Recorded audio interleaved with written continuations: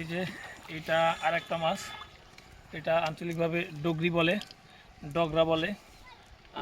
আর এই মাছটা হচ্ছে আমাদের ঢাকার ভাষায় এটাকে চেও বাইলা বলা হয়। চেও বাইলা বলে, কিন্তু এই মাছটা হচ্ছে ন্যাচারালি চেওয়া মাছের মতো।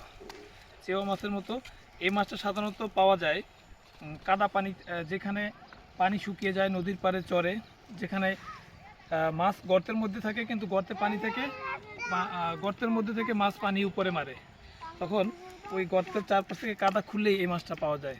তো আমরা এটা ফরচুনেটলি আজকে জালে পেয়েছি। ধন্যবাদ। তো ধন্যবাদ বন্ধুরা, এরকম ন্যাচারাল গ্রাম রিলেটেড মাছের ভিডিও দেখার জন্য আমাদের ফেসবুক পেজটিকে অবশ্যই ফলো দিয়ে রাখবেন এবং আমাদের ইউটিউব চ্যানেলটিকে সাবস্ক্রাইব করে রাখবেন। তো দেখা হবে নেক্সট কোনো ভিডিওতে। আল্লাহ হাফেজ।